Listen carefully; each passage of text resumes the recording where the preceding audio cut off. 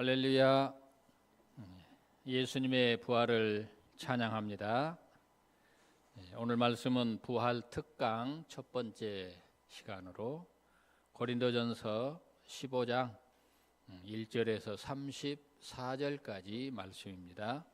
요절 말씀으로 15장 3, 4절 같이 읽어보겠습니다. 시작. 내가 받은 것을 먼저 너희에게 전하였노니 이는 성경대로 그리스도께서 우리 죄를 위하여 죽으시고 장사 지낸 바 되셨다가 성경대로 사흘 만에 다시 살아나사. 만물이 소생하는 부활의 계절입니다. 얼어붙었던 대지가 풀리고 죽은 것 같았던 나뭇가지에 새싹이 돋아났습니다. 온의 사랑 목련화도 피었고 화사한 새색시 같은 벚꽃도 만개하였습니다. 온 산천이 푸르름으로 생명을 호흡하고 있습니다. 우리가 아직 직접 경험해 보지 못해 부활을 믿는 것이 쉽지는 않습니다.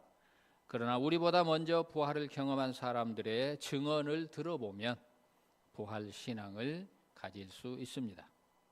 예수님은 성경대로 죽은 자 가운데서 다시 살아나심으로 부활의 첫 열매가 되셨습니다.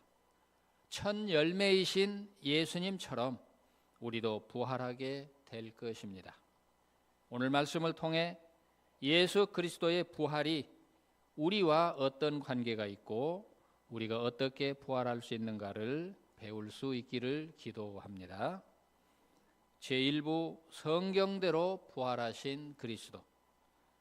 바울 사도께서 고린도 교회에 권면하는 바가 무엇입니까? 산돌 파트가 1절과 2절을 다시 한번 읽어보겠습니다. 시작.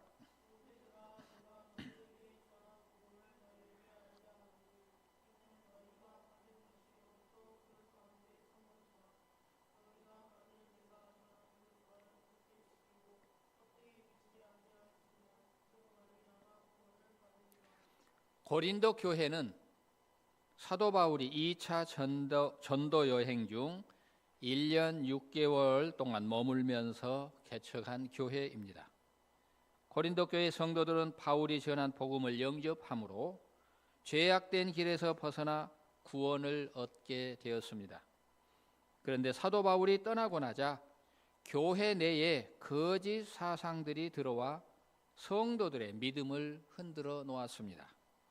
고린도 교회가 이렇게 되는 데는 주변 환경의 영향도 크게 작용했습니다. 고린도는 줄리어스 시저가 건설한 부요한 항구 도시로 당시 최대의 상업과 무역의 중심지였습니다. 이곳에는 유명한 아프로디테 신전이 있었는데 신전에는 천여 명의 여사제들이 있었고 밤이 되면 도시로 내려와 매춘 행위를 했다고 기록하고 있습니다.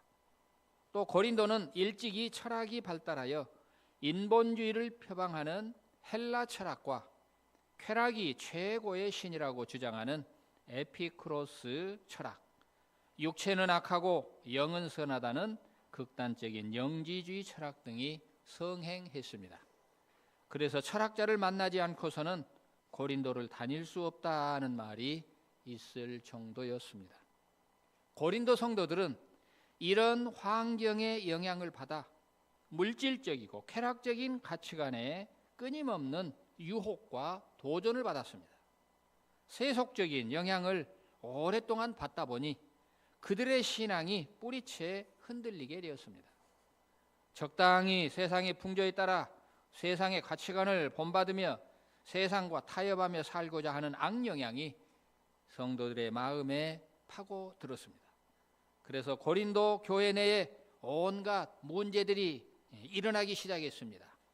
고린도전서 앞부분에 보면 그런 내용들이 기록되어 있습니다. 분열과 다툼의 문제가 일어났고 음행 사건이 일어났습니다. 성도들 간의 법적 소송이 벌어지고 우상의 재물의 문제, 성만찬의 문제를 또 제기했습니다. 성도들끼리 은사를 자랑하는 문제가 생겼고 죽은 자의 부활에 관한 문제도 대두되었습니다. 이런 문제들에 대해 바울 사도께서 권면하시는 해결 방안이 무엇입니까? 내가 전한 그 말을 굳게 지키고 헛되이 믿지 아니하면 그로 말미암아 구원을 받으리라.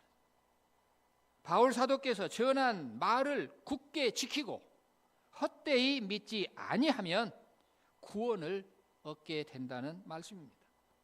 굳게 지킨다는 것은 배의 닻을 내리는 것과 같습니다. 배가 항구에 도달하게 되면 파도에 떠내려가지 않도록 닻을 내려 정박을 합니다.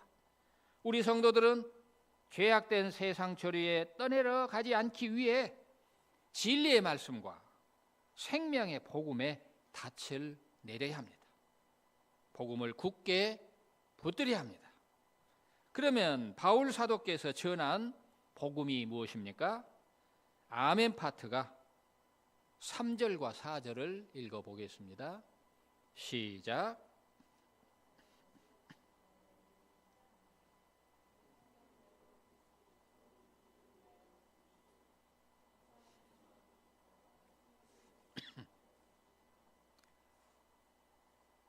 바울 사도께서 전하는 말씀은 성경대로 그리스도께서 죽으시고 성경대로 사흘 만에 다시 살아나신 것입니다.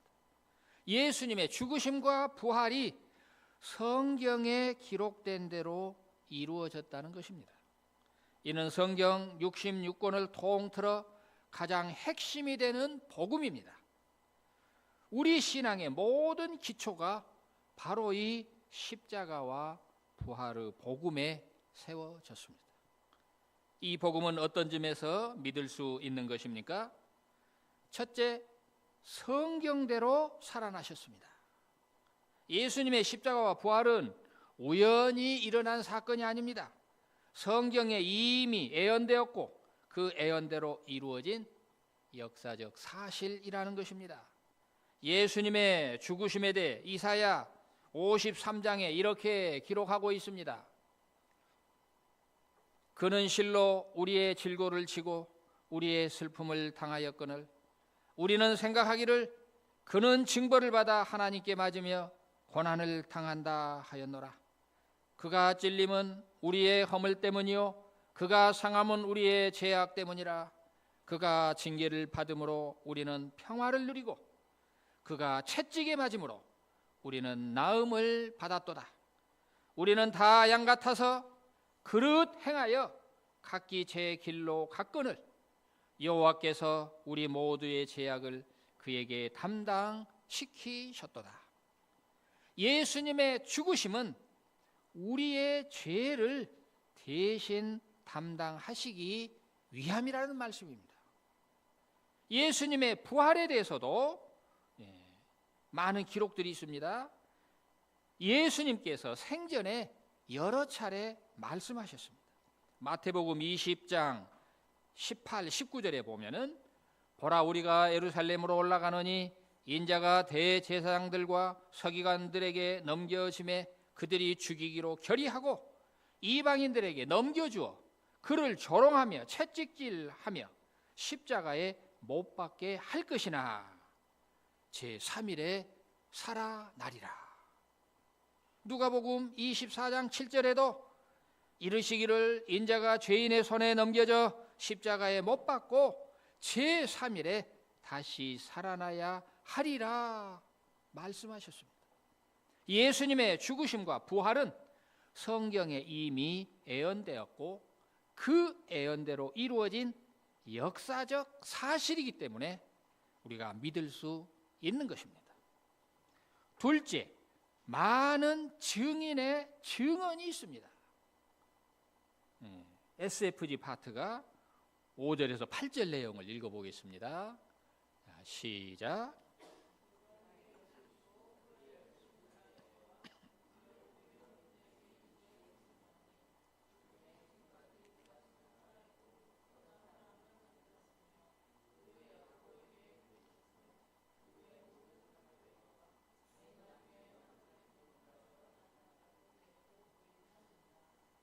부활하신 예수님은 먼저 게바 베드로에게 보이셨습니다.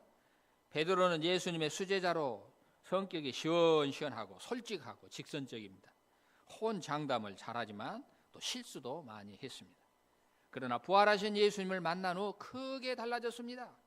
극심한 핍박과 시련 중에도 예수님의 믿음의 중심을 지켰을 뿐만 아니라 초대교회 성도들을 돌보는 사도로서 교회의 반석이 되었습니다. 부활하신 예수님은 12 제자에게 보이셨습니다. 요한복음 20장 27절에서 29절을 보면 의심 많은 도마에게 나타나셔서 못자국 난 손과 창자국 난 옆구리를 보여주셨습니다. 그리고 내 손가락을 이리 내밀어 내 손을 보고 내 손을 내밀어 내 옆구리에 넣어보라. 그리하여 믿음 없는 자가 되지 말고 믿는 자가 되라 하셨습니다. 도마는 나의 주님이시요 나의 하나님이시니다 고백했습니다. 예수님은 승천하시기 전에 500여 형제에게 동시에 보이셨습니다. 바울이 이 서신을 쓸 때 그들의 대부분은 살아 있었습니다. 후에 예수님의 친동생이었던 야고보에게도 보이셨습니다. 야고보는 예수님이 살아계실 때 맏형이 가족을 돌보지는 않고 전도만 다닌다고 원망하기도 했습니다. 이왕 전도할 바에는 세상에 이름을 드러내라고 부추기기도 했습니다. 이런 그가 부활하신 예수님을 만난 후 변하여서 예루살렘 교회의 기둥이 되고 야고보서를 기록하는 위대한 신앙의 거목이 되었습니다. 그리고 맨 나중에 만삭되지 못하여 난 자 같은 바울 자신에게도 보이셨다고 고백하고 있습니다. 부활의 증인으로서 바울의 고백이 어떠합니까? 형제님들이 9절에서 11절 내용을 읽어보겠습니다. 시작.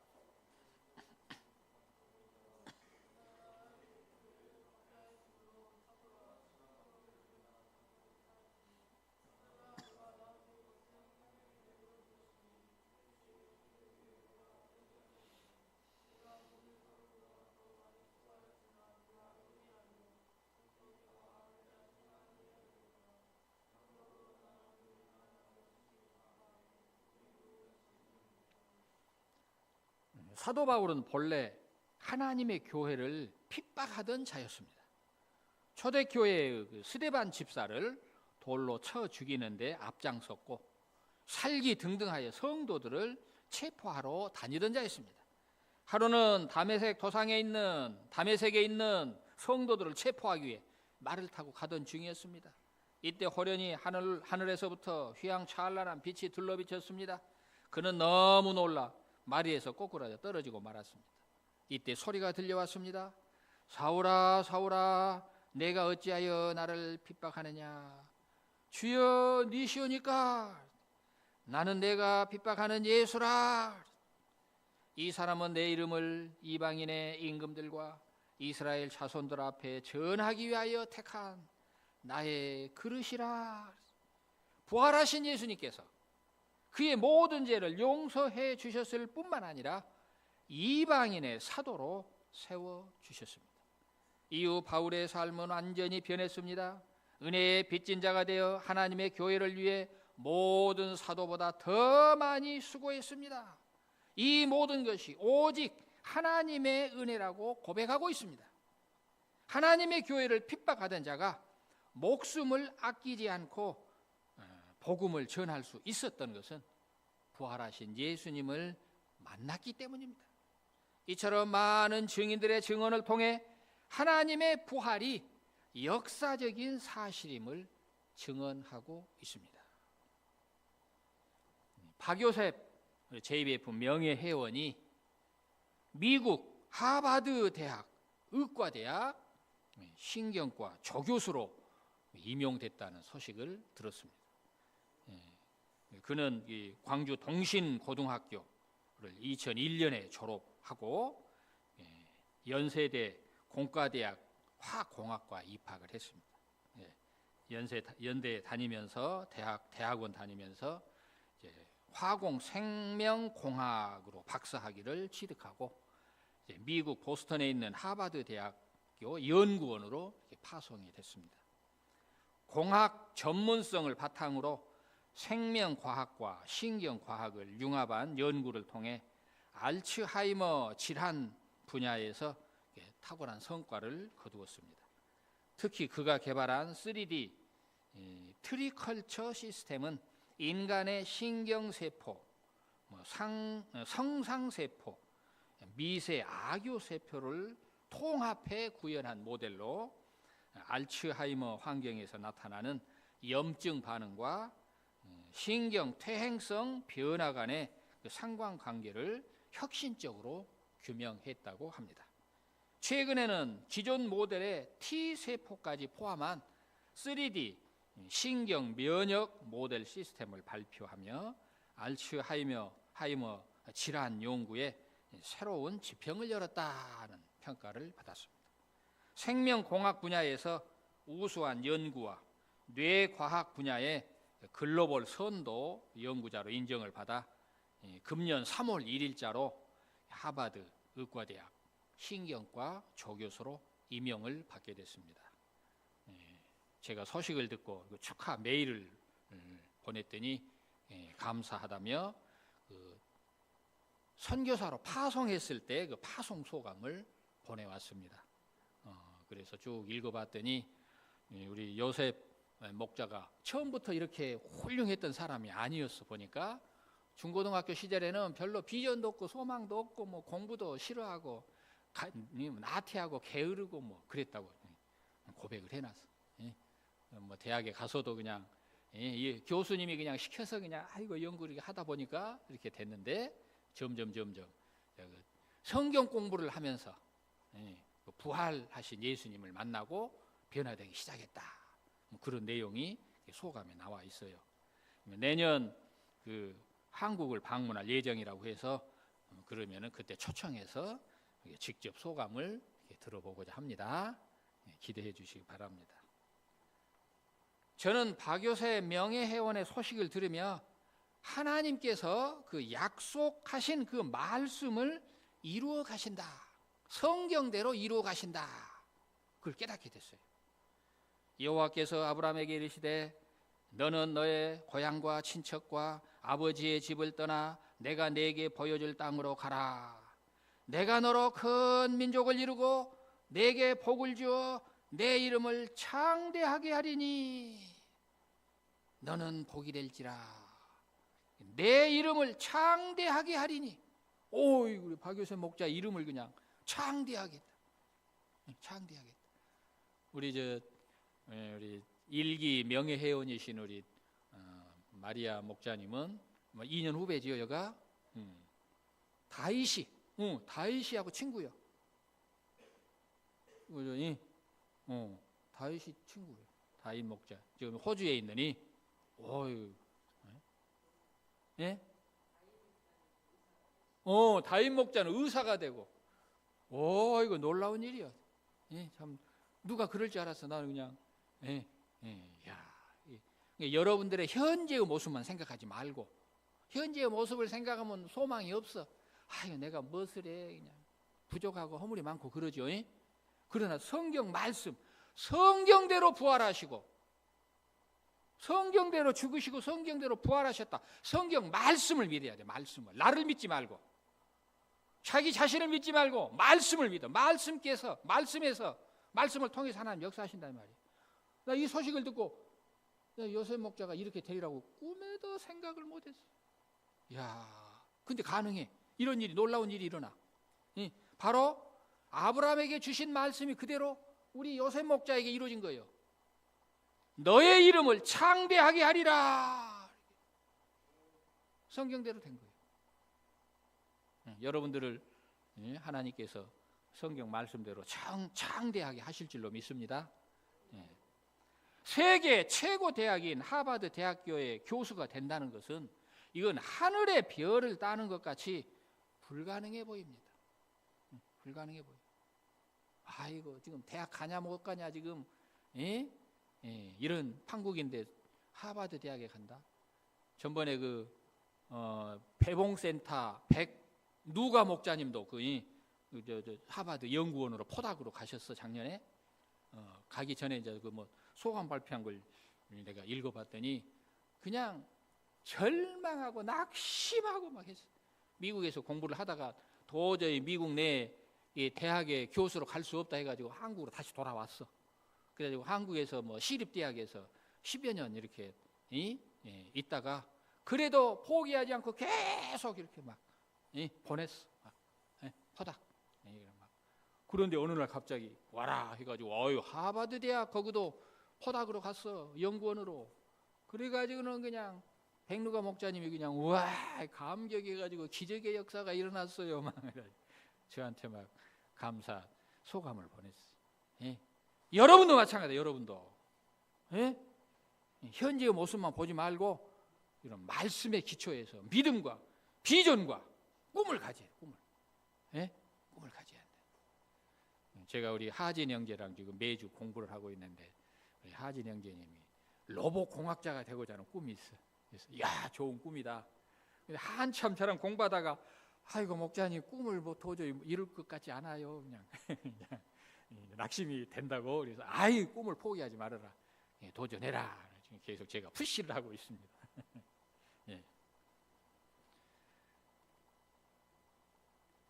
세계 최고 대학의 교수가 된다는 건 참 불가능한 일처럼 보이지만 하나님께서 비전을 주시고 성경대로 말씀대로 이루어 가신다는 것입니다. 예수님께서 성경대로 죽으시고 성경대로 부활하신 것과 같습니다.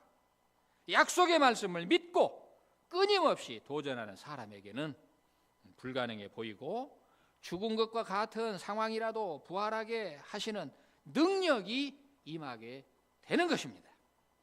현재적인 부활의 능력을 또 경험할 수 있는 것입니다. 우리에게 이런 부활의 믿음 주시기를 기도합니다. 제2부 죽은 자의 부활. 예수님의 부활과 죽은 자의 부활은 어떤 관계가 있는 것입니까? 자매님들이 12절과 13절을 읽어보겠습니다. 시작.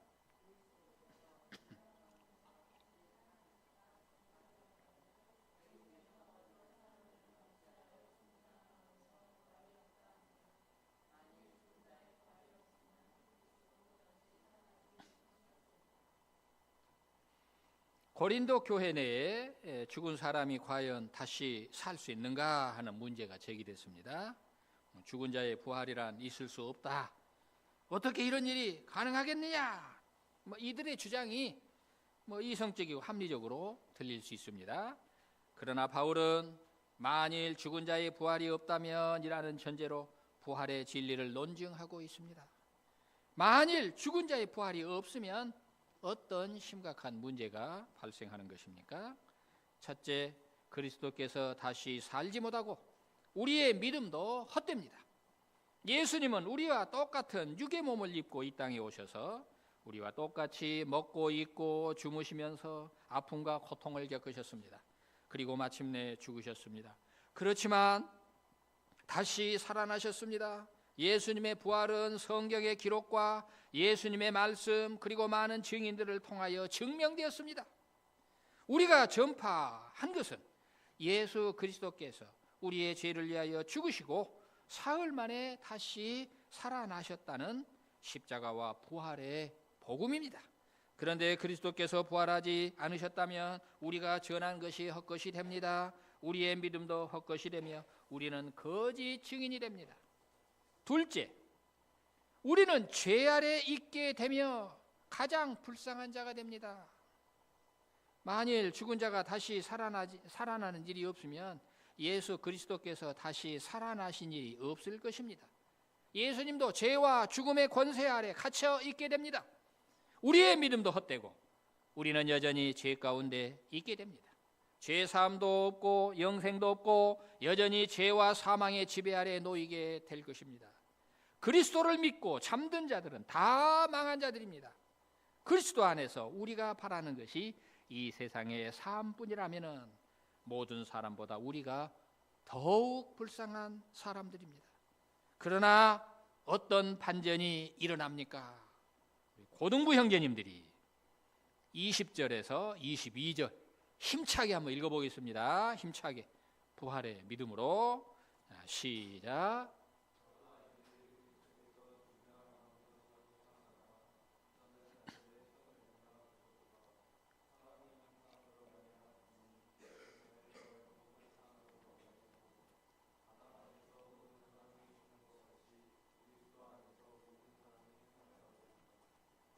예수 그리스도께서 죽은 자 가운데서 다시 살아나사 잠자는 자들의 첫 열매가 되셨습니다.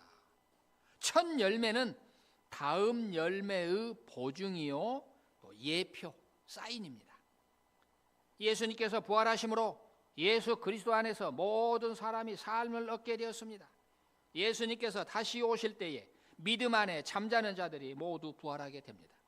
예수님께서 모든 통치와 모든 권세와 능력을 멸하시고 나라를 아버지 하나님께 바치시게 됩니다. 모든 원소를 발 아래 두실 때까지 왕 노릇 하시리니 맨 나중에 멸망받을 원수는 사망입니다. 이제 바울 사도께서 어떤 놀라운 선언을 합니까? 우리 중등부 형제님들이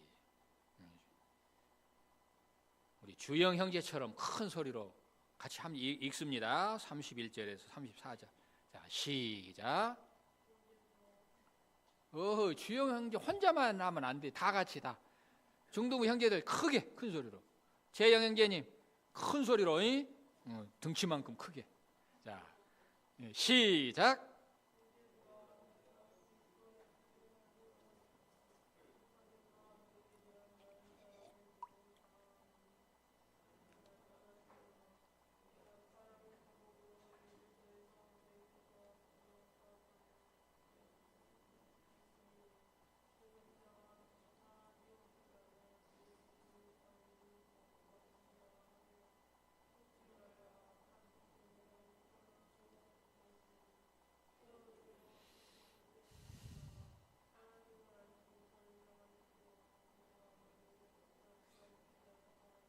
네. 바울 사도께서는 부활 신앙 위에 굳게 서서 날마다 죽는 심정으로 십자가 지는 생활을 했습니다.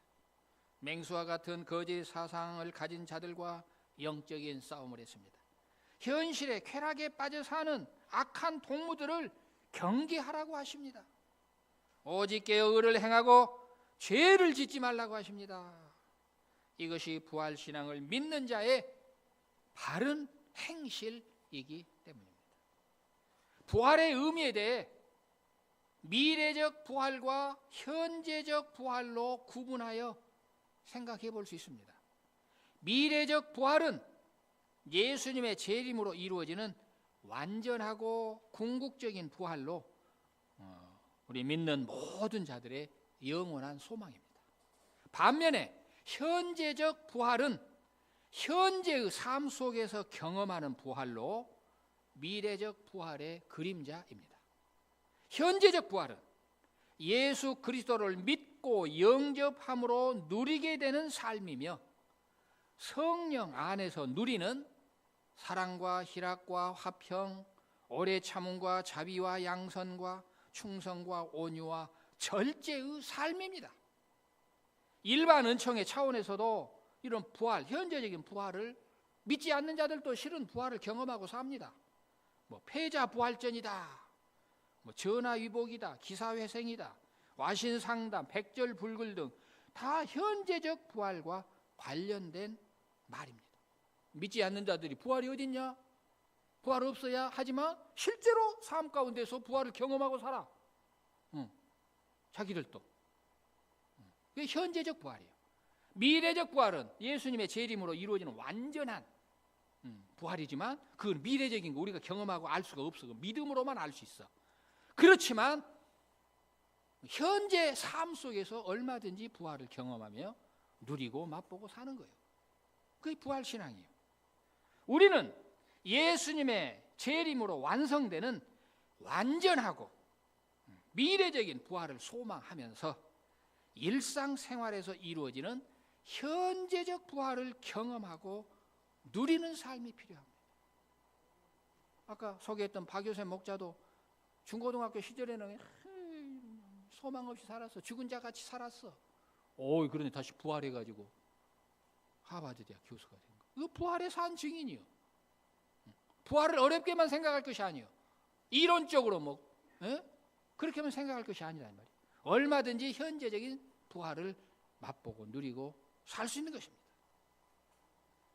저는 할아버지 때부터 내려오는 기독교 집안에서 태어나 좋은 믿음의 환경에서 어린 시절을 보냈습니다. 그러나 청소년기를 거치면서 장래에 대한 문제, 이성에 대한 문제로 많이 갈등했습니다. 왜 사는지, 어떻게 살아야 하는지 알지 못해 방황했습니다. 대학에 들어와서도 세상의 죄악된 문화에 휩쓸려서 어둠의 심연을 헤매기도 했습니다. 이런 중에 우리 모임을 통해 예수님을 다시 만나게 되었습니다. 나의 죄를 대신 담당하시고 십자가에 죽으신 예수님, 모든 사망 권세를 이기시고 부활하신 예수님을 만남으로 새 삶을 살게 되었습니다. 사도행전 1장 8절, 오직 성령이 너에게 임하시면 너희가 권능을 받고 예루살렘과 온 유대와 사마리아와 땅끝까지 이르러 내 증인이 되리라. 제 인생 요절입니다. 이 인생 요절을 잡고 부활의 증인으로 살고자 결단했습니다. 그리고 21세기를 이끌어갈 영적 지도자 양성을 목표로 지난 25년 동안 JBF를 섬기고 있습니다. 제가 부활 신앙 위에 더욱 굳게 서서 이 시대 청소년들을 부활의 증인들로 섬길 수 있기를 기도합니다. 1학기 중간고사가 금방 코앞에 다가왔습니다. 새학년 들어 처음 보는 시험이라 매우 중요합니다. 시험을 앞두고 염려, 근심, 걱정이 있을 수 있고 과거 실패에 대한 기억이 떠올라서 자신감을 상실할 수도 있습니다. 그러나 성경대로 부활하신 예수 그리스도를 믿는 믿음으로 다시 도전해야 하겠습니다. 스쿨처치 운동을 통해 한 회원이 한 친구를 전도함으로 영적 훈련을 감당하고 생활 속에서 현재적 부활을 경험함으로 이 시대 부활의 증인들로 살아갈 수 있기를 기도합니다. 기도하겠습니다.